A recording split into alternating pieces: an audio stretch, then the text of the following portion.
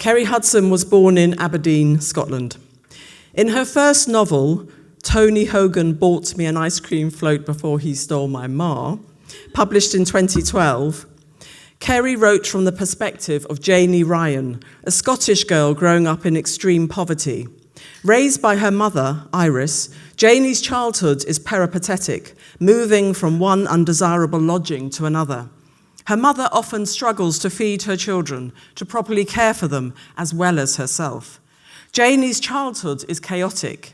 Drink, depression, domestic violence, and bullying are features.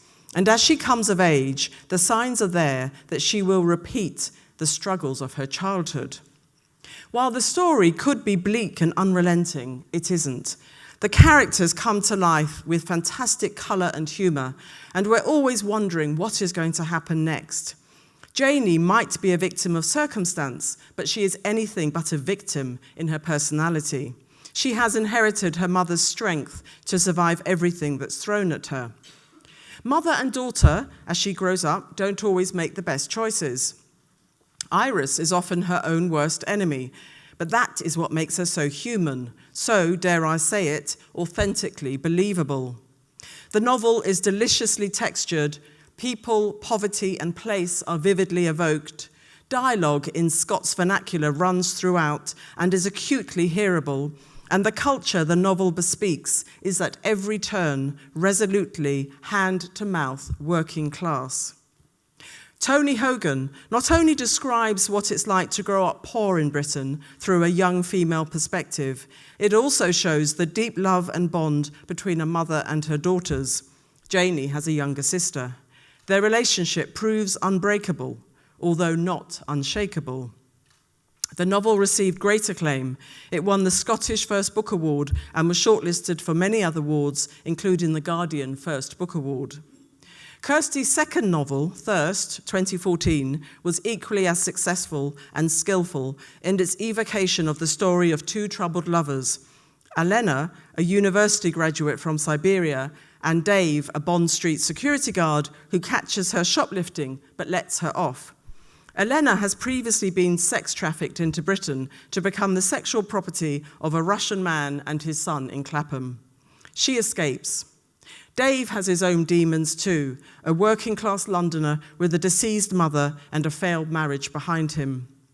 These two people end up living together in a relationship, but they keep their secrets to themselves. They don't really know each other, and the past is always threatening to catch up with them. Thirst was also incredibly successful. It won France's most prestigious award for foreign fiction, the Prix Féminin Étranger, and it was also shortlisted for the European Premio Strega in Italy. Kerry is currently working on a non-fiction book called Lowborn and a series of columns for The Pool, which will take her back to the towns of her childhood as she investigates her own past and what it means to be poor in Britain today. Kerry founded the Womentoring Project and has written for many newspapers. She has represented the British Council in South Korea, mentored and taught creative writing, and been published in Out There, an anthology of Scottish LGBT writing edited by Zoe Strachan. So I'd now like to welcome Kerry to the stage, to the podium, and she will give us a reading.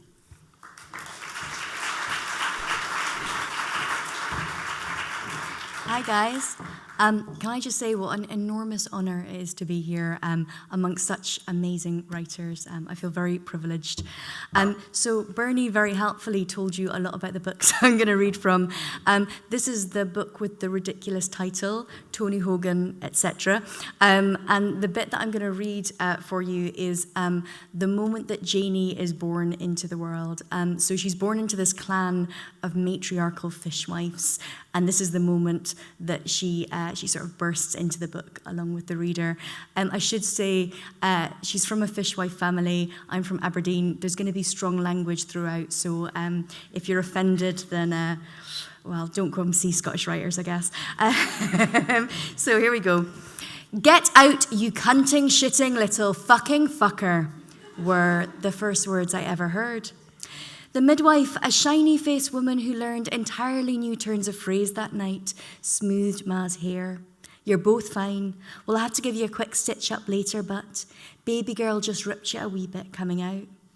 Ma laid me, sticky and slack-limbed, on her chest and wondered how something so pink, puckered and fragile could be so vicious as to tear the person who was meant to love her most in the world. But that was the Ryan women. Fishwives to the marrow, they were always ready to fight, and they knew the places that would cut deepest. I wasn't vicious, though, and no one could tell if I was clever or sly, as my grandma had predicted, while blowing Benson and Hedges smoke rings over my ma's swollen belly. I was a bad baby, forever gurning and spitting out my ma's nipple, my delicate skin mottled with the indignation of being ripped by the forceps from a warm, cozy spot where I was perfectly happy. But for all my fretful kicking at the air and scratching at my own face, my saving grace was beauty. Everyone said so, a golden baby with extra blue eyes, the slope of my nose and forehead, just so. She'll be a wee heartbreaker, Grandma said, smoothing down her mint green nylon trousers. But she'll have a lot of jealousy, and I know what a burden it is to be born with beauty. Grandma's violet eyes filled and the tears seeped through her pale powder into the wrinkles underneath. Ma held me to her bony chest, resting my bum on the roll of flesh under her sharp ribs. That was all that remained of my home. Aye, she takes after her daddy. He was gorgeous. Those American blue eyes, she's the spit of him. Ma's face crumpled, her mouth sagged in a whine, and her face turned pink. I wondered what I'd been born into. Other mas in the ward came over and eyed me suspiciously, checking I wasn't heavier, livelier, or prettier than their babies. Mas, my family came and held their faces so close to mine I could smell whether they'd had booze or food for breakfast. It was mostly booze. Uncle Frankie had a scatter of freckles across his face, eyes the colour of Aberdeen skies, and hair like silky copper, picked me up and held me above his head like a football trophy. You did it, sis, and what a little beauty and all. And even though he was as short as Ma, and a bit chubby around the edges, he made the other mas laugh and tuck wisps of hair behind their ears. The nurses raised their eyebrows and lowered their chins. A very nurse thing to do, I'd noticed. Next came great Auntie Aggie, wearing saucer-sized glasses and carrying a half-eaten bag of sherbet lemons. She said I was the image of Rodney Boyle, her first love who broke her heart, and went to sit at the end of the bed with an unlit fag in her hand to update Grandma on the Andy McGuinness fiasco. My ears, no bigger than a slice of butter mushroom, told me the young one was begging for it. And after they'd sucked and crunched their way through the sherbet lemons and the juicier details, standing up in the bus station toilet, Aggie, imagine the filth. I won't be using them again, I'll tell you that. They hoisted their handbags onto their shoulders and marched off in their matching beige high heels to the bingo. The flickering light was switched off, and the nurse put me in the plastic box of a cot. When the squeaks of her shoes were far enough away, Ma picked me up and tucked my head in the crook of her shoulder. I allowed her 1 minute of peace and then curled my lips, so small and sweet they asked to be bitten like jelly sweets, into what my Ma joyfully thought was my first smile. It was, in fact, the beginnings of wind. And as I felt her arm slacken with the possibility of sleep, I filled my lungs and screamed like only a Ryan woman can. The Crabbit woman opposite sat up and snapped on her bedside light. For goodness sake, lassie, her gold cross glinted as she leaned forward. See to the child and give the rest of us some peace. She'll be spoiled before she leaves the crib. And my Ma, Irish Ryan as they knew and loved her, sat up and declared with as much dignity as a woman who has 2 milky wet patches on the front of her nightie can. My lassie can cry as long as she wants to, and anyway, it was probably your ugly mug that set her off. She swung her heavy legs to the floor and took me out to walk the green, gleaming corridors. I stopped crying, gave her the gift of another woozy, windy smile, and understood for the first time. She was my Ma, and it was us against the world from that night on. So that's just a little bit from the first novel.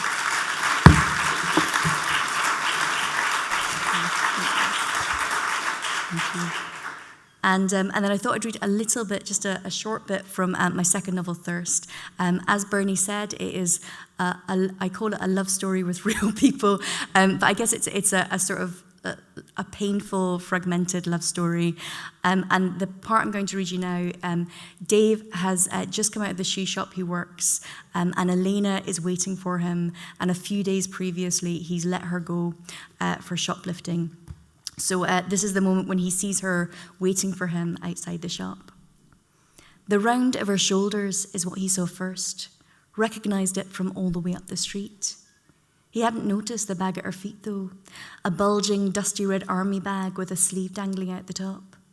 He gave a glance towards the shop, glad Yvonne made him lock up each night, though he would have kept walking towards her anyway, even if Yvonne had been there to see. As he approached, he thought he could remember all of her features as though he'd seen them every day. Those small, fearless eyes, her thick, short hair that today made him think of fox's fur, feral, an urban animal. Sleep had deserted him in the last few nights as though his mind resented taking a break from conjuring her, and he'd lain baking hot, listening to crap talk radio, feet outside the duvet, the rest twisting around his bodies. On his break that day, he'd eaten 5 breakaway biscuits, barely tasting them until he noticed the oily film on his tongue. Now he walked towards her. He felt the coat of sugar on his teeth, the sweaty synthetic seam of the crotch of his trousers. He was ashamed, in his cheap suit and his thin white shirt, and that was just the beginning of what was wrong with him. But she was there, she'd come back to him, in the same yellow dress, a pink gouge on her shoulder from the strap of her bag, and she was waiting for him. He was going to get her to turn around, touch her shoulder maybe, but by the time he crossed the road, catching her reflection in the shop window, he didn't trust his arms or his hands. Instead, he stood looking at her in the glass, a watery picture, as though a puff of breath would blow her away. She turned to him in the end. They stood facing each other, her mouth almost smiling, those fearless eyes staring straight at him. "I've come to ask if you'll have a drink with me." Her eyes turned hard then, and she tilted her chin up, defying him to reject her, to judge the bag at her feet. His hand was half raised, about to smooth the hot skin marked from the strap of her bag with his thumb, until he remembered he had no right touching her. "Okay, a cup of tea somewhere." She smiled properly then, a quick flash of those slightly crooked but white baby shark's teeth. She shrugged, held out a bag for him to carry. "I don't mind what you drink." She led the way towards Oxford Street. He shouldered the bag and watched her walk ahead of him, the tips of his boots just touching the outline of her shadow, as though that was a way to measure a safe distance. And I'm going to read a bit from the very end. All you really need to know about this passage is that Elena has had to go back to Russia. There's no real spoilers here. Elena has had to go back to Russia. She's been deported, and Dave is going across Russia trying to find her. Dave is still mourning the death of his mother. And also, Dave has only ever been on a Club 18 to 30 holiday in Magaluf. So as a writer, sending him across Russia by train is possibly the cruelest and most disorientating thing I could have done for him. So, I normally say it, but I took this journey myself. So see if you can guess which details are factual and which aren't. Okay, here we go. He went for a walk, did 8 steps before he got to the end of the carriage. At both ends, there were toilets, all stainless steel that looked like they were from the 1950s, spotlessly clean. They even had cappuccino-scented air freshener. The toilet flushed with a pedal that opened a metal flap onto the rails, and Dave apologized to the people of suburban Moscow as he watched his sizable turd ricochet off the rails. The toilets didn't have taps, just a metal nozzle you pushed up to release the water. But Dave wouldn't learn this until 2 days into the trip. Too embarrassed to ask, he just ran his hands around the droplets left in the metal sink and hoped that he wouldn't get dysentery before he could see Elena. Outside the Providisna's little office, a room with a chair, a table, a bunch of lopsided plastic poppies and stacks of packet noodles, was the samovar. He'd read about these, but it wasn't fancy like he'd expected. It was just complicated, all nozzles and tubes, a thermostat, a lever to turn for hot water. It made him think of an old time machine, or of Charlie and the Chocolate Factory, the story his mum used to read to him, the machine that churned out magic gobstoppers in gusts of steam. As he filled his travel mug and added his sachet of all-in-one tea that smelt vaguely of baby sick, he wondered what his mum would have made of all this, the Providisna, the solemn children, her Davy all the way out here, chasing after a foreign girl he barely knew. Dave turned away from the blur of his reflection and the temptation of those thoughts. In the wide belly of the samovar, his mum wasn't there. It was just him and the shadow of Elena he was chasing, that he'd been chasing since that very first day. And as he walked his way along the corridor, over kids crouched over card games, around people walking to the toilet with bowls of grimy cucumbers to wash and children's potties to empty, he realized that the sore, raw place of missing his mum now belonged to that girl with charity shop clothes, temper, and gentleness in equal measure. He imagined that feeling of missing a machine inside of him, maybe a small version of that samovar, except this one was constantly pumping and steaming away, the thermostat needle jumping side to side. He thought if he couldn't find her, or worse, if he could and she turned him away, it would explode in his chest, splintering his bones, puncturing his soft lungs, and he would be full of shrapnel, whistling with holes of grief every time he took a breath for the rest of his sorry life. Thank you, guys. Cheers.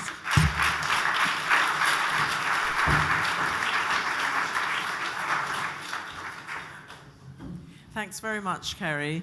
So I think it was interesting. You read beautifully and in a very kind of seductive way. You're kind of drawing us into the story. And it's almost like the stories come over as quite cozy, but they are anything but. Do not be misled. They're so hard-hitting in different ways. I would say that Tony Hogan is incredibly hard-hitting in terms of writing a story about a child growing up in poverty in Britain, contemporary Britain, or Britain of the not too distant past. And it's something that we just don't hear enough about. So my first question to you is, how did you write the story? What was the process? And I think it'd be quite interesting for people to know where you started as a writer, like in terms of your education and so on, how you wrote the story, and also how much of it is autobiographical, if at all.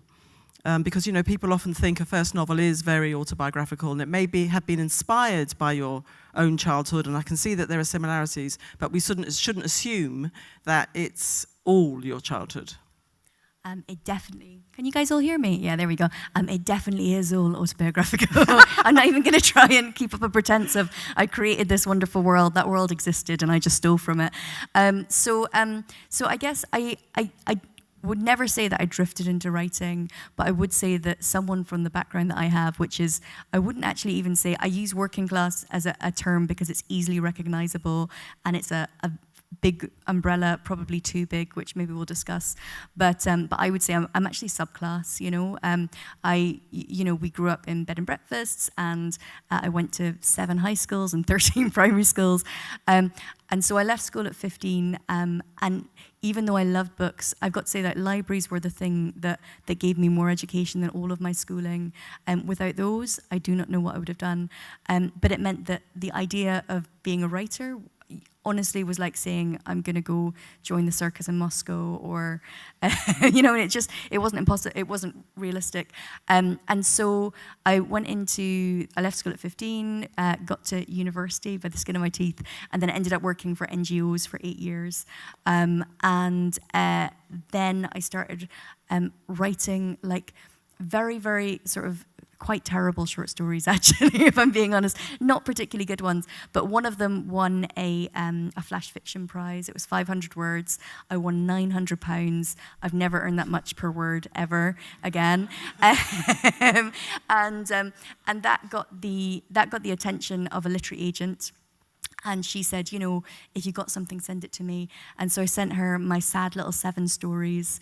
But what I had already realized was that every time I wrote about my childhood, every time I wrote about my family, something happened. I didn't know what it was, but something felt, you know, sort of substantial there. So she said, and in my letter, because everyone's saying that short stories don't sell, which is obviously total bullshit, but I got this idea that she wouldn't want to represent me if I wrote short stories. I said, oh, I'm thinking about writing a novel. And so she said, if you write a novel, get in touch. And so I said, okay. And I took a sabbatical from my charity job at the time, working in an AIDS NGO, and went to Vietnam for 7 months, which is obviously the perfect place to write a book about UK council estates. But actually, so I didn't have any sort of background. I didn't have an MA. I had no idea how to write a novel. I literally Googled, how do you write a novel? But you know, like actually, I think maybe that was to my benefit, because everything was very instinctive. And the location of Vietnam, which was so wildly removed from anything I was writing about, meant that I had to conjure everything afresh. That dislocation was helpful because it stopped me getting it was almost like taking a holiday from my life to then look back on my childhood and try and work it out. And so I wrote it in 6 months, I guess. It was a really, like, I used to say, when this first came out, which is a few years now, I used to say that I sort of vomited it out. I don't know, like it was this huge sort of, it was just there basically. I think a lot of people say, you know, your first novel sort of, and I always felt like Janie Ryan was just hammering on my back, demanding her story to be heard. And when I came back, Juliet signed me and Chateau bought it. So I was massively fortunate, not only because I got it published in a way that I think was relatively smooth and easy compared to many people, but also because, you know, there just aren't that many people from my background who get to have a voice and tell their story. Did you have to revise it once you got an editor? Oh no, it's perfect. No, yeah. You did. Oh, good. That's reassuring. I wrote it in 6 months. 6 months. Yeah, you no, know. I wrote it in 6 months, and then it was finished, and here it is. No, no. I mean, yeah. I mean, I did. I revised. I didn't. I revised Thirst much more heavily. Like that was a much more difficult book. Sorry, you asked if it was autobiographical, which is what I should say. So the chronology of the book follows my own life. I have a mum. I have a little sister. Almost everything in there happened to me. Not everything, but almost everything. And so it meant that really what I was doing was sort of, I call it like I already had my skeleton, so it was so much easier. You know, I was both blessed and cursed in having quite a dramatic life and a fairly interesting story. And then it was really just about putting that sort of fictional meat on it. And it was just, honestly, I never believed that another book will ever come that easily. You know, it was just there. And I think there must have been a part of me that was so desperate for that small child living on that council estate to be heard. So you mentioned subclass, right? Which yeah. I don't think I've heard that before. So we do talk about working class people in this country, and people express it in different ways. So it could be to do with education, income bracket, accent, cultural interests, all kinds of things, where you live, and so on and so forth. But there is no single, I think, definition. And people can also rise out of their class. You know, I have a working class background, but people wouldn't call me working class now. Part of me feels, though, that I am. But tell us more about what you mean by subclass. So that's actually a word I learned, or a term I learned from Kit Duvall, who's doing amazing work around giving sort of marginalised voices some sort of agency in the UK at the moment. Shall I just say, so yeah, Kit Duvall is, she's a novelist, and she's just published her first book a couple of years ago called My Name is Leon, and it's about a working class boy growing up in care, and she's sort of got a lot of attention with this book. Yeah. So when Tony Hogan came out, I just thought we were always working class. Like, you know, we grew up in council estates, we had benefits, you know, like I'd watched enough TV to know that we were, you know, according to a lot of people, scum of the earth, but that's what I thought we were, working class. And then when the book came out, people kept calling me underclass. They kept saying, it's not even working class. Or I conversely had a lot of people who were working class who said, I don't identify with this. We have a nice home and my family worked and I went to school and that's fair enough. I think the term working class is really problematic because it has to encompass so much. There is a spectrum of poverty that is meant to encompass, you know, from where we were really like, we were, you know, so close to the edge all of the time, to people who actually, you know, have steady jobs and have a little bit of savings and, you know, they work really hard and their life is not necessarily easy, but it's different. And so I think it's problematic. However, I think it's useful in just giving somebody some sort of language where they can deal with this, you know? So I think there's been lots of talk in the UK recently about trying to give voice to working class writers. And I think that's a value because even that conversation is even happening, I think is like an extraordinary and valuable thing. And then I think it's the next step is actually saying, well, actually, not all working class experiences are the same. Not all working class stories are going to be about kids growing up in poverty and council estates, and nor should they be. And that actually, you know, there's no need to be, you know, working class writers don't necessarily need to be authentically gritty. All the sort of frustrating cliches. I am authentically gritty, so I don't mind that, but I can see why other people are furious about it. So I mean, it's a problematic term. I still use it because, frankly, calling myself subclass feels like maybe I'm going to need some therapy down the line. So I call myself working class, but I recognize it as a problematic term. But it is still better than never hearing those words at all in the world of literature, which is definitely where we've been for, well, really since well before Tony Hogan came out. So you've said that it is autobiographical. So obviously there's your mother and there's your sister and there are all kinds of characters in there who would recognize themselves, I imagine. So this is the problem with, you know, writing a first novel that is autobiographical. So how have you dealt with the responses to the book? I mean, what I think is Tony Hogan, I've got to say, it was the best experience I could have ever had as my first book.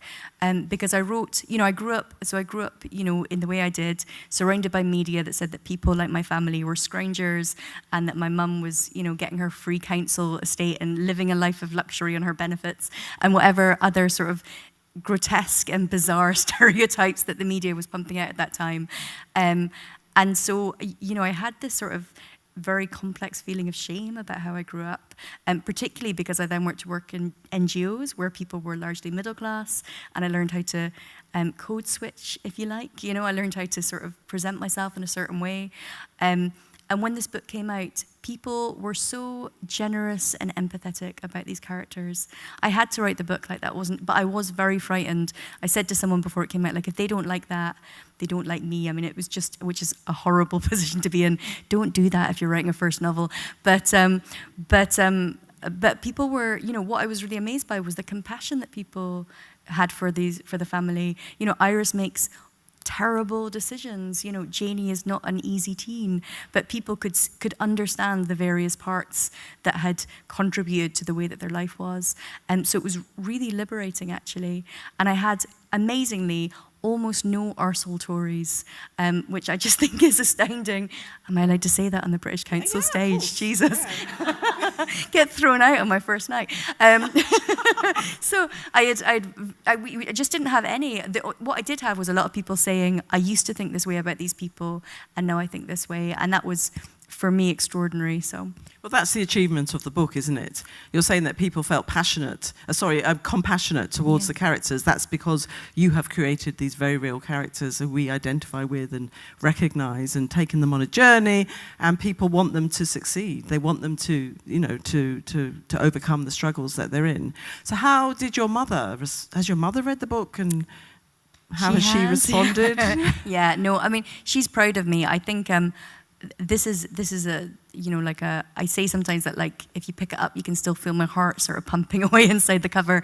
It's a very raw book, I think, because it was my first book, and maybe I would have done it slightly differently now, if I was writing it now, for instance, which in a way I kind of am. So, but I did ask their permission, and my mum was one of the reasons why I always had the sense that, even if you're right at the edge of society, you should still be trying to chip away to make it a tiny bit better, is because my mum just drummed in the idea that you have to make a difference, that the world is really messed up. And so I think she understood why I was trying to write this book, which was to show people that working class lives and narratives are just as rich, are just as meaningful, that they can't depend on the stereotypes that they're being fed, not just on the TV or in tabloids, but in literature. Like so many sort of terrible depictions of the people who we were. And I knew, because I'd grown up in that world, that it was full of life and love and intelligence and real meaning. And so I think that she understood why I was doing that. So in terms of working class, I don't want to call it working class literature, but literature about working class lives in the UK, do you think things have changed in the last few years? I see willing. When I started the Women Mentoring Project, which is a free mentoring project to help marginalised women who can't afford an MA or a writing course or retreat to access the publishing industry, I had 140 women come forward, authors, editors, and agents who all wanted to give women this access. So I see willing, but the truth is that I don't really think we're seeing the output of books that we should. When I was published, Jenny Fagan had also published Panopticon, and Lisa O'Donnell had published The Death of Bees, and we were, and that was a little bit it, I think. Maybe there were a few other working class books. I do think there's a conversation starting to happen, but it's slow. And I did a few years ago, I did a provocation where I looked at why that might be. And I think one of the reasons, unfortunately, is because publishing is monocultural. So our tastemakers, the people who are making decisions, come from a certain world. They respond to books that reflect a world that they recognize. And that means that they might not be inclined to commission a book that is wildly different. Tony Hogan wasn't meant to be very successful. It was a punt that my publisher was taking. But I hope that every time a working class book, like for instance Kit's book, does really well and sells, I hope that shows us an example that those stories can be just as compelling, that they can sell just as well, that people aren't going to be put off by, I'm not going to say authentic, but they're not going to be put off by content like that. So people like Owen Jones, who writes for The Guardian, he's a big sort of champion of the white working class. Most of the black writers I know do write working class stories, but there aren't actually that many being published at the moment, but we have done. So do you see a distinction there? Because I do sometimes see that people are distinguishing between the white working class and everyone else. I see the distinction in that I have an enormous privilege, that a person of colour who's working class does not, Like if you're talking about diversity in class, then we know that like people, working class people of colour are much more disadvantaged than white working class. And that means they're much less likely to access the things that will help them be able to have a voice in society, whether that means like, working in government or making art or, like they're not having the same opportunities. There's a massive inequality. I don't make the distinction except to recognize that, sitting here as a white woman, I have privilege. Privilege is relative and contextual. Yeah. So it's very, very complicated, I think.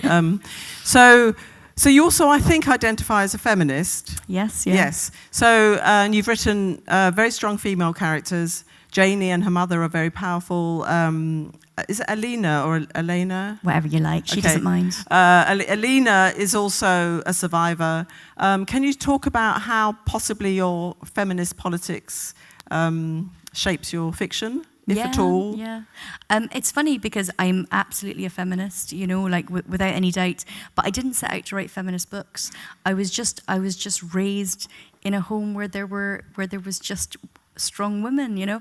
My grandmother and my great-grandmother and before, they were fishwives. Like they are the toughest, hardest women you will ever meet. And I just grew up in this like really, really strong matriarchal environment. So I think it's almost like hardwired inside me. And maybe it's a talk for the gender panel tomorrow, but also like I grew up in an environment where really women were left to carry all of the load, and men were not present, or if they were present, they were really fucking up.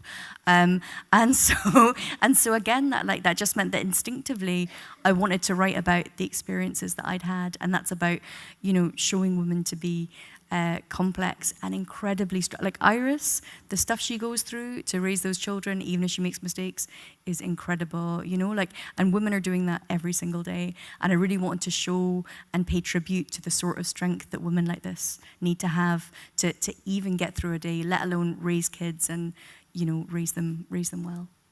You talk about men fucking up, and they do fuck up in Tony Hogan, don't they? And that's part of the problem, that Iris falls in love with these guys or has relationships with these guys, but they don't stick around to support her and the children. So have you had responses from people about your sort of male representation in that book at all? I mean, I've had a few men who've been like, "Oh, the men are horrible," and I'm like, "Well, go have a chat with everyone then." That is my experience. My experience growing up, Thirst is slightly different because Dave, I think one of the newspapers said, could he be like the greatest man alive? He's actually based on my previous female partner, so you can judge that how you like. But in Tony Hogan particularly, that was my experience, and I think it's important to not just add in a nice guy because that adds some balance, because I really want to show the reality of what it is like. I went to a very deprived area in Scotland last week to interview some people, and I spoke to a man who is campaigning against anti-gambling. He was a gambling addict himself, and he said, the issue is the women have all the burden in this community, and that is still the case now, and we're talking like 30 years later. So it's a real inherent thing, and I wanted to depict that. And do you know where that comes from? Or why that is? I think it's just tradition, I think it's the idea that the women do all of this and the men earn the money, but then they go off. But of course, when the work goes, then that model, which wasn't a good one anyway, breaks down. But certainly women are not allowed to leave their children. They cannot go off and get work or decide that the man can be the sole carer. Women, in any society, I think, are made to stay with their children and expected to stay with their children. And that means that often, so much more of the responsibility falls on their shoulder. And so with Thirst, you have two narratives. You have Dave's narrative and Alina's narrative. Alina's a very interesting character because she's, again, a survivor. And she I won't talk about the story, but what was the experience of writing that novel compared to Tony Hogan, and how was it to have a male protagonist as an equal figure in that book? It was madness to try and set it between Hackney and Siberia, for starters. If you're embarking on your difficult second novel, don't do that. So it was an ambitious book. I say what I think is quite interesting about Thirst, or for me was interesting, was that I was almost subverting the gender stereotypes. Dave is actually he would have what people would consider more feminine qualities, and Elena is actually the one who has what people would consider more masculine qualities. And so that kind of changed how I felt about those characters, really. But Dave was a lovely character to write. I actually wrote his role specifically because I was living opposite a guy who was a real big bruiser in a tracksuit, and every day he'd come out and scatter bread for the birds, and then he'd water a little rose bush in front of his scrubby little council estate garden, and I was like, what is going on there? It's such a big guy displaying such tenderness, and I wanted to explore the idea of someone who is very masculine physically, but who is actually quite broken and quite vulnerable, and how hard it is to be a man struggling if you also present as a very masculine person. And how did you research the sort of sex trafficking, the sex trade, basically? Did you meet anyone who was trafficked? Did you meet people who had bought or sold women? No, my God, no. I made a decision quite early on that it was going to be, that the focus was really going to be on the the dynamic between Dave and Elena, and it wasn't going to be like a book about sex trafficking. And the reason for that is because I feel like there are other people who can do it so much better. You know, I'd worked for NGOs for like 8 years, so I know the quality of writers and research that is out there. I read an amazing book called The Natashas, which is first-person testimonies by women who've been trafficked in their own words about their experiences. And so that I hoped gave me like a really good sense of what these women go through, how it feels, the sort of strange situations they find themselves in, and you know, often very surreal and very frightening. And then I did get an Arts Council grant to go across Russia, so I went from Moscow to Irkutsk, and I tried, there's only like 2 sex trafficking charities in all of Russia, and I tried to contact them, but nobody would speak to me, you know, like they were just, as soon as I even said to a stranger just to ask a few questions about Russia that I was writing a book, they'd say journalist, and then that was it. So, and that's probably, I was 26 at the time, and I probably just wasn't really equipped for that sort of trip. But it was so beneficial in other ways because I could never have conjured Siberia. Like, Siberia is such a particular place. I say that I had to like go and feel the texture of the toilet paper, you know, and then I felt able to write about it. I think one of the things about the way in which you write about it is that as a Londoner, you realise it's happening around you. Yes. You're walking past people on the street who have been trafficked and who haven't got their freedom or their passports, and you brought that home, the sort of the banality and every sort of everyday reality of it. Yeah, I am. So one of the stories in the Natashas is about a woman who's kept in a sort of basement cafe, like can't even imagine, like, you know, and it's really what I thought was fascinating was that it is like on every street. I was working for a charity in Essex when I finished it, and really, really suburban, like pink ruche curtains and privet lawns. And there were some guys on our roof, and I said, "What are they doing?" They're like, "Oh, that's a brothel, and they're surveilling it." And then I kind of got a sense of how pervasive it is. And I guess this is a bigger conversation, but in terms of like the sex trade, I think that that's something very different from what happens here, and it's that sort of dangerous aspect of it where women are terribly exploited that I wanted to sort of highlight. And so a couple more questions before you give us another reading. You identify as queer. Yes. So because this is the theme of this event, I just wondered one of the themes, I wondered if you could talk a bit about that and how that, if at all, shapes your writing. I know that you were in a LGBT Scottish anthology and that you had a lesbian story in there. So would you like to talk about that? Yeah, that was actually a bisexual story. No, it's okay. I mean, I wrote a bisexual story because I think bisexuality is massively underrepresented in the LGBT community. So I think, like, for Thirst, I feel that's where my sort of the queerness in my writing came out, because like essentially I knew what it was like to see a woman and feel sexually attracted to her and desire her, and I knew what it was like to see a man and feel sexually attracted to him. So I was able to, like, especially because so much of it is about that sort of sexual push and pull between them, that it was, you know, that it was really that was hugely beneficial, really, to have that sort of dual perspective. And you know, again, like it's been, I suppose it's something that is inherent in my work, but it's something that I don't really write about. My third novel, which will come out after my next nonfiction book, is a story about a bisexual woman. It's about a woman who comes out as bisexual in her mid-30s and sort of what that does to her life. So I am starting to sort of explore that, but that was probably the main way, yeah. Okay, has that been written, the third book? It's been written, yeah. So because the book that I'm writing at the moment, the nonfiction book, is seen as unfortunately very timely because of Brexit and because of ever increasing poverty in the UK and ever increasing inequality.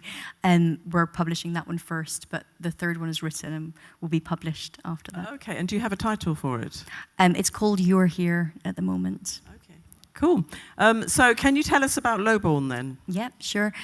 So Lowborn is, they're calling it a memoir, but I feel like that's that makes it sound like it's just my story, which isn't really the case. It basically explores my own experience of growing up in poverty, specifically because my family traveled all the time, like poor people do, to find work or hoping for a better situation that often isn't there. So we traveled from Aberdeen down to Norfolk, and it's me returning to the working class communities that I grew up in to see if they have changed, and if they haven't, which often they haven't, they've gotten much worse, why that is, and collecting other marginalized people's stories to try and get sort of a profile of what it is like to grow up poor in the UK, which I think is still something that unfortunately is quite misunderstood. And have you come to any conclusions yet? Come back to me in mid-July when I finished. Okay, great. So would you like to give us a short reading from it, and Sure. then we'll take questions? Sure.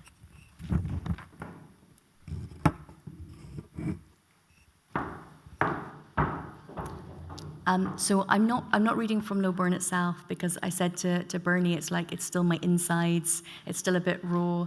But I am reading, I've been writing a series of articles about the process of writing this.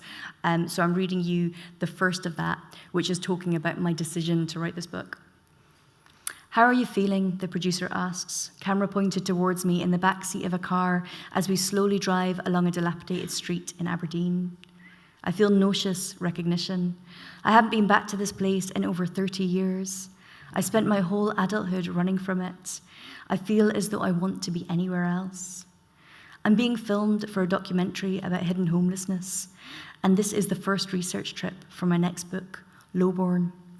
The producers are warm and sympathetic, but my heart gallops, and my body is coated with a sticky film of cold sweat under my smart TV clothes. It's not just performance anxiety, it's the emotional and physical response of finally speaking up. I've written 2 novels inspired by my working class upbringing, but this is my introduction to how exposing writing nothing but the truth will feel. It's not surprising that someone like me might find it frightening to speak up. I've seen women who make themselves heard routinely threatened with rape, victim-shamed, poverty-shamed, fat-shamed, slut-shamed, the list goes on, and vulnerable communities ridiculed and blamed for their difficulties. For as long as I can remember, I've watched the media demonize poor working-class women. At home, growing up, I learned quickly that what happened within our house was something only to be spoken about between me, my mum, my sister, within these 4 walls. Slipping up and saying something seemingly innocent would result in rage, accusations of disloyalty, and threats of being given away to the care system. I understand, and knew even then, that this was partly to protect us, an isolated single family in hostile environments where any discerned weakness might be exploited. But as I got older, I realized another implicit threat beneath this silencing. Ask for the truth of your childhood to be acknowledged, and that violent fury will be followed by an absolute withdrawal of love. And it will be your fault for not staying quiet in the first place. All my life, I have been conditioned to remain silent, to bury the worst of it. Throughout my 20s, even while working for charities that focused on child neglect and poverty, I stayed quiet about my own upbringing. Beyond the occasional drunken confidence, I couldn't even tell my closest friends. In this moment, sitting in front of the camera, I am reconciling myself with the idea that it isn't wrong to say openly that my childhood was a hard one, and that there are still children living this way who experience everything that I did 30 years later. I speak about dingy bed and breakfast my family lived in, sleeping together in one flea-ridden bed. I talk about slum flats, violent council estates, and waiting hungrily for benefits day to roll around. I tried to describe the fear and shame of not having a home.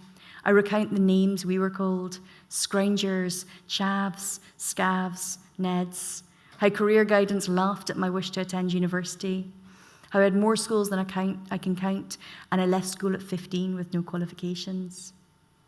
Many of the people I speak to over the coming months in Britain's most forgotten communities will recognise this life. They'll feel, as I have often, that no one wants to hear their stories, and the personal consequences of telling them will be dire.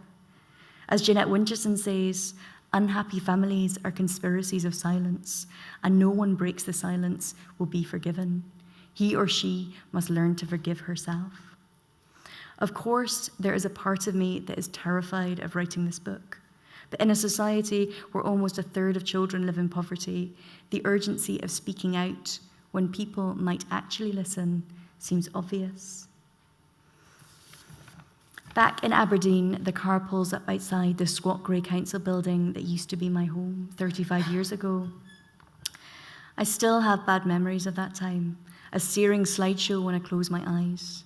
The producers film me further down the street, the estate around us mostly boarded up, waiting for demolition, but there are still some toys scattered in the front gardens. I stand under the cold blue sky and stare up at a window of my old home. I am not afraid. I'm grown now. I have a voice.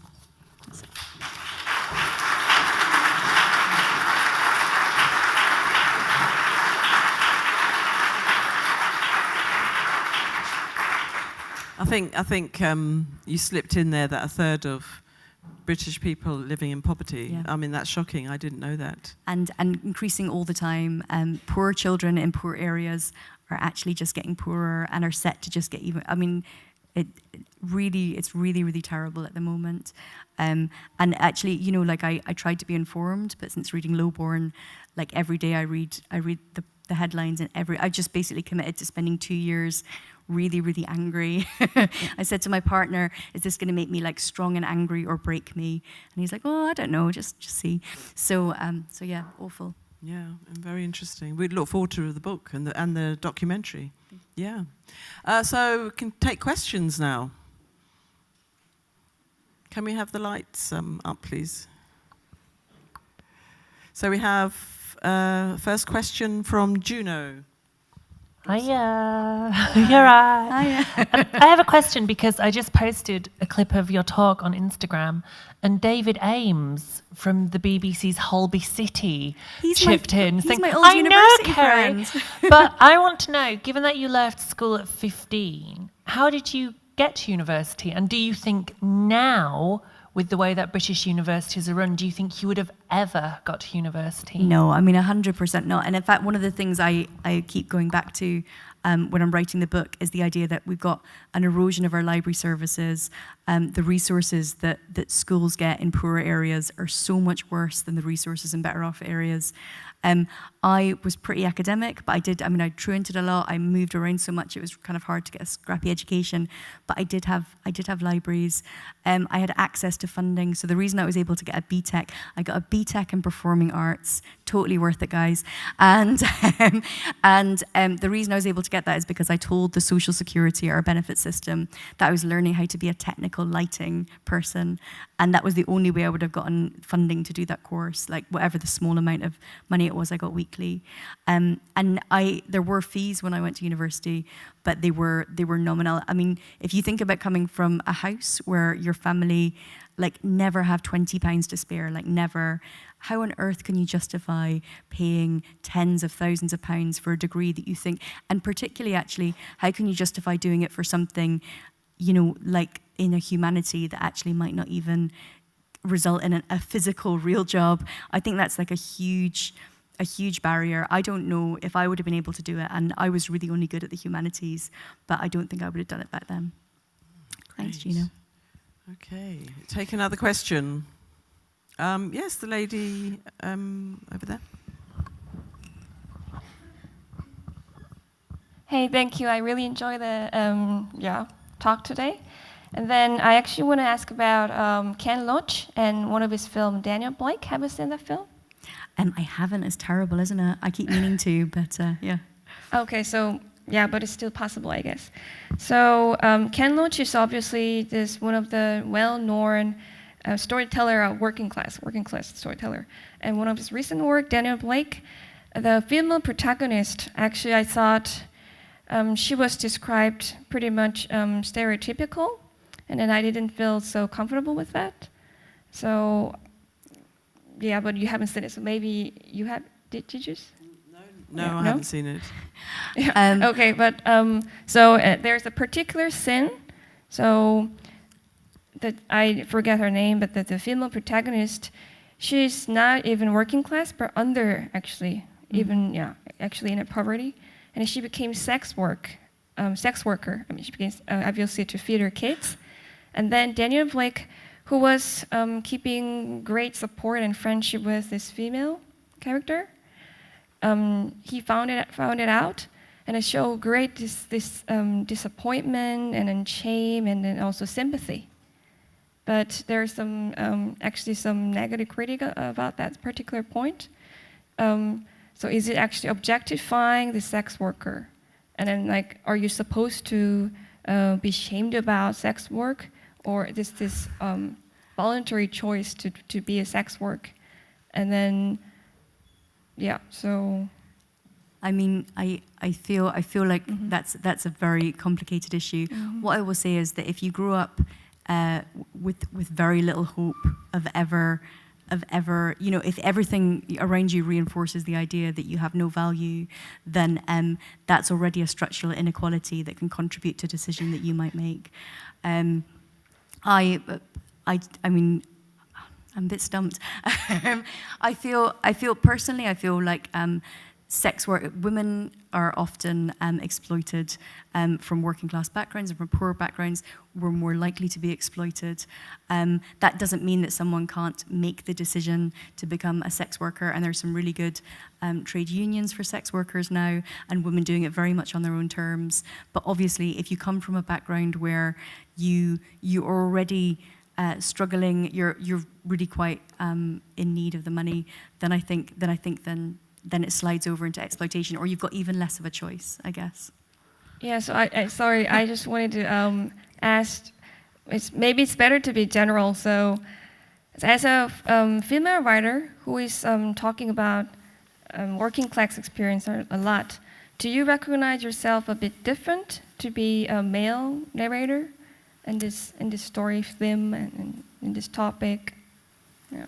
In terms of being a working class female writer, I absolutely do. The working class female experience is different. You've got all of the issues that you have as a working class person, and all of the issues you have as a woman too.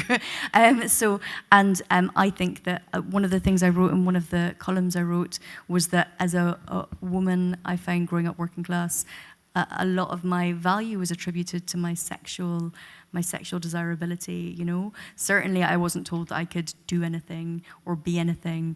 And so for me, I think that the experience is very different. The experience of a woman in the working class environment is very different. And what my books try to show is that extra burden that women have in that environment. Okay, we'll take another question. Yeah, Rachel here. Thanks, Kerry. It's a fantastic reading and a really interesting conversation. I was interested in your comment about code switching in your work when you are working with NGOs and the kind of the social milieu that you are in there. And my question is, in the journey that you have taken to be where you are today, do you feel very different from the roots from where you've come from? And how do you remain anchored within that and still feel relevant to your family? And how relevant does your family feel to you? Yeah, I mean, that's a constant sort of battle for me, to be honest. This is not my natural environment at all. I only just realized, actually, in the writing of my new book, Lowborn, that I'd spent a lot of time sort of like managing myself into a sort of acceptable version of myself for a different sort of society. I came out of the council estates like raw and angry and impetuous and mouthy, and I slowly smoothed off all of the edges. I recently went back to the places I used to live. I met my best friend from 20 years ago, who's now a social worker working in deprived areas, and met other people from the council estates that I used to live on. And the ease of which I was able to slip into that, I found remarkable. I call this, in the book, like the hinterland of neither here nor there. I don't belong there anymore. You know, that's fairly obvious to everyone. I don't really belong in the world that I now occupy. And so you're just constantly sort of navigating it. Great. So we'll take another question. Yeah, gentleman here. You said you worked at NGOs. You said you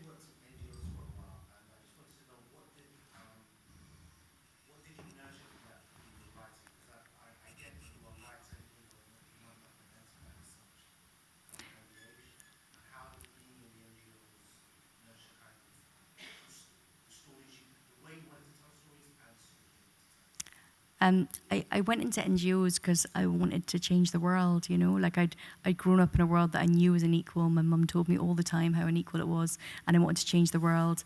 And what I hope I brought to my writing was a sense of compassion, that people are a product of what has happened to them and the environment they're in, and the system and the structure that surrounds them. And so what I hope I brought, and what I hope I bring with both the books really, is a sense of empathy and understanding for how people get to the situation they do, why they do. Going back to the lady's question up there, Elena gets herself into a difficult situation. She doesn't know she's going into sex work, but she gets herself into a difficult situation out of desperation. Iris makes bad decisions because she's absolutely pushed to the limit, and she's frantic and she doesn't know what to do.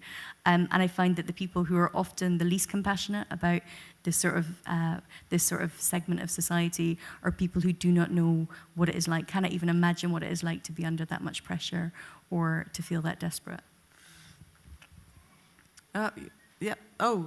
So just take the lady at the back. Hi, thank you for your lovely talk. You mentioned that you felt shame when writing it, and I feel like with shame there's a sense of fear and vulnerability. How did you get over that to come up with such a lovely book? Thank you, that's an interesting question. I think that, you know, I don't think for everyone that sort of shame of poverty is inherent. For me it is, you know, I think we grew up in a society that sort of makes poverty feel shameful by demonizing it. Writing this book was a big part of it, actually. It was sort of a containment and an understanding. It's very unusual that you get to sit down and write out every interesting incident that ever happened in your childhood and reflect it through your own personal story gaze. So, you know, actually, another piece I wrote around Lowborn was the idea that we kind of carry that around with us. I know that you said, Bernie, that you are now middle class. I will always feel like the girl from the council estate, and it doesn't matter what happens or where I go. But I think that's kind of okay, you know, because actually it gives me a lot as well. Okay, so we take another question. Yeah, Kirsty, and then the lady behind. Thank you very much. That was lovely, lovely readings, lovely talk. I wanted to ask about the difference between writing a fictional account of your childhood and a non-fiction account, and whether you felt that with the fictional account it was sort of easier to hide. Do you feel more sort of exposed with the non-fiction account? I just want to know, you know, whether it feels very different.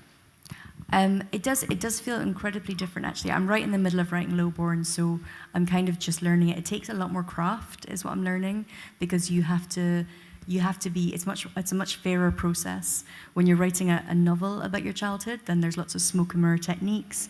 You can bend things and retract things and expand things and amplify characters, but when you're writing a memoir or non-fiction book, I'm finding that I'm spending a lot of my time thinking about the ethics and what is fair, and it's still just my side of the story, so that's been it's really exposing, but I think for me, I feel like there's value in the exposure, and that's kind of what I was saying up at the podium there, that it's not, I'm quite a shy person actually, and private, very private, but I think there's value in it, because I think that it's so unusual to have someone from my background be given any sort of platform to speak about what has happened to them and what it is like now, and I'm able to go back to these communities and they'll talk to me because they recognize that I have come from, I can say I grew up on the street, they'll know where the street is, and they'll talk to me and they'll tell me the truth about what's happening for them, so yeah.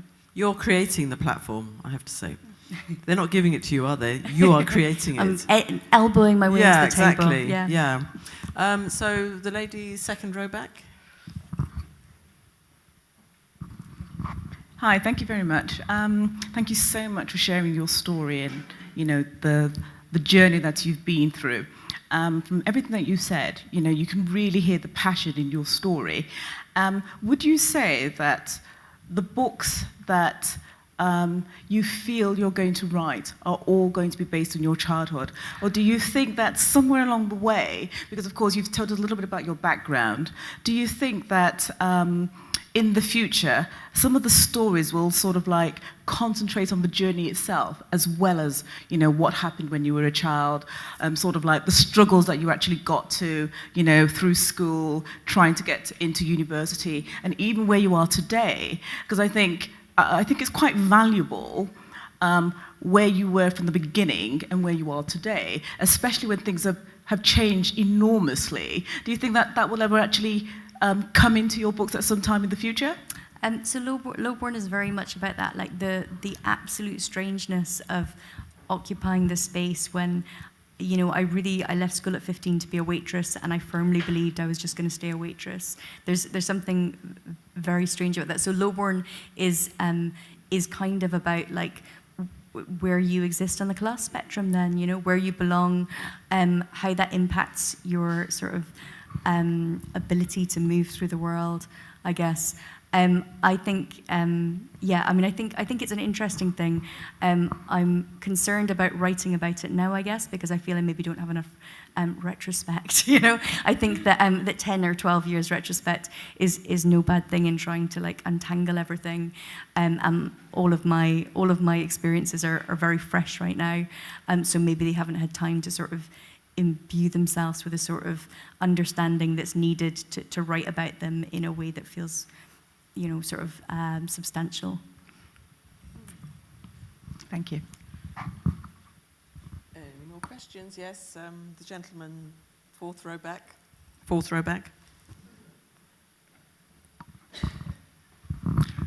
happened to most of your friends from the old days in Aberdeen? Sorry, I didn't quite catch it. What's happened to most of your friends from the old days in Aberdeen? One's become a social worker. So she lives in just outside Glasgow. She became a social worker. She did amazing. One's managing a casino in Southend. Go her. They've all actually ended up doing fairly well, but I think that's because they supported each other. Really, I don't want to talk about it too much because I know it's being streamed and it's very personal, but they really supported each other, and that is how they managed to do it. Kim, who's my old childhood friend, was saying that there's something, they do a lot of, in social work, they do a lot of studies around resilience, why some kids from these environments make it and why some don't. And it's usually because they've had one person or one thing they can depend on. For me, I guess it was libraries. That was like my thing that I clung to, this idea that that I had this world to escape to. And for them, it was kind of them growing up together and sharing their turbulence. Many of my friends, so I also grew up in Great Yarmouth in Norfolk, and they've fared much worse. When I was in high school at 15, out of maybe 6 girls, I was the only girl not pregnant by the last year of school. And that was a really enormous problem in Great Yarmouth for a long time, that teen pregnancy skyrocketed. And then, of course, it's incredibly difficult to make a future for yourself. Are there any more questions? Yeah, I can't see. At the very back. Oh, yes, I can see, yes. Thank you, and thank you very much for your reading and the conversation. I've been thinking, as you're speaking, about the conspiracy of silence. You quoted Jeanette Winterson talking about, and it seems to resonate a lot with your own experience. And I wondered about you having asked your mother and your sister, I presume, for their permission to write the novel. And at the same time, if I understood you correctly, you sort of almost stumbled into writing the novel because sort of you had to offer it. What would you have done if they'd said no? And what are those ethics around your story is also their story? And how do you manage that? Because what if one had said yes, one had said no, et cetera, et cetera? What are your thoughts on that, especially after the fact? I really don't think I would have written it at all if either of them had said no, because it wasn't a real tangible thing. I'm so glad they did say yes, because it turned out to be literally life-changing for me. Not even because I got a book published, but because I was able to suddenly make sense of this sort of murky, strange thing that had sort of been following me around for years. the ethics of memoir and writing about your own life, I think, are so complicated. I tried to be as compassionate as possible. I left out a lot of stuff that I could have put in that would have put people in a worse light. I tried to make sure that the story I was telling as much as possible was my own. So I always said, why am I putting this in? Is this my story to tell? I don't think I always got it right with that book. And now that I'm writing the memoir, I'm still grappling with those issues all the time. What is okay to say, what isn't, what's important to say, how much right do I have to my own story, and what are the consequences of owning that story? Yeah, I mean, I think the best thing for you could, personally, that I felt I could do was ask their permission and then try and write a book that showed us in all of our complexity, but with great compassion.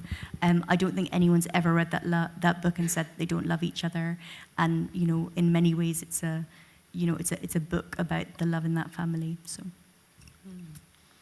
any more questions? Yep. Hi, thank you so much for your reading and the talk.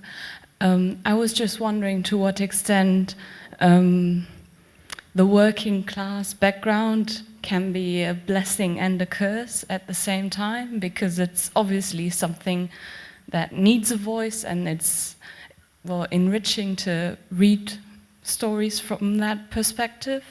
But is there any point where you imagine that you feel pigeonholed and expected to only write about that kind of story, and maybe even make your stories more gritty than you want them to be? Yeah.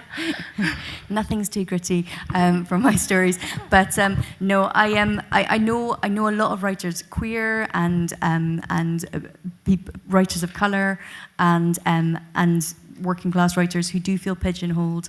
When I did that provocation around diversity in publishing, what came out again and again was that people were saying, I've got a book, but they don't feel that it represents who I am, but I wrote it, so it definitely represents who I am. And what that was code for was they wanted an Indian book, or they wanted a working class book, or they wanted, in the case of actually queer fiction, they wanted less queerness, not more.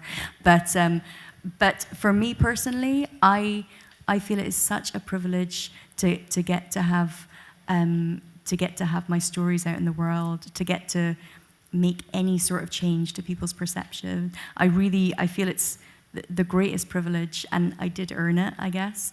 But telling these stories, for me, only for me personally, feels timely, and it feels important right now, because, you know, in Britain, poverty is terrible, and I don't think people know. People don't understand what it is like to grow up in poverty and the impact that has on generations and generations and generations of people.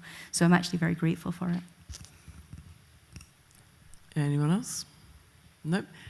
Just one last question. Do you see, I mean, everybody's an activist now, right? All Hollywood stars are activists somehow. So do you see yourself, I mean, you sound like a campaigner. You actually, I think you should be a politician. You know, you don't want to be a politician. I swear too much, and I drink too much, and I've got far too many skeletons in my closet. Perfect credentials. Hey. Yeah, really. Yeah, tick, tick, tick. But you know, you've definitely got a campaigning spirit behind what you're doing. You know, it's wonderful. And so, do you consider yourself an activist? Perhaps not using that word. Yeah, no, I mean, I like I say, like I was brought up to believe you should try and change the things. When I went to that deprived community, I went to see very, very normal people. One was a group of addicts who'd set up a special addict support group that helped the children of addicts so that generational dysfunction wouldn't repeat. The next woman I met was someone who provided 200 free school uniforms to children who couldn't get them. And the other person I met was an ex-gambling addict who was campaigning to get gambling machines taken out of shops. And I said to them all, why did you do this? And they said, it just had to be done. Really normal people, no money, no experience, but they just believed it had to be done. And actually, maybe when I approach fiction from this sort of angle, or writing from this sort of angle, I hadn't realized that actually I was drawing on that sense of community and that sense of urgency from actually my roots. Yeah. Okay, lovely. I think we'll finish now. That was absolutely wonderful, Kerry. Your readings were fantastic. your generosity with the audience. What you have to say is so important. I think, you know, people are going to take away a lot of things to think about from what you've said today. So can we please, what's the word? Applause. Applause, Kerry. Thank you so much.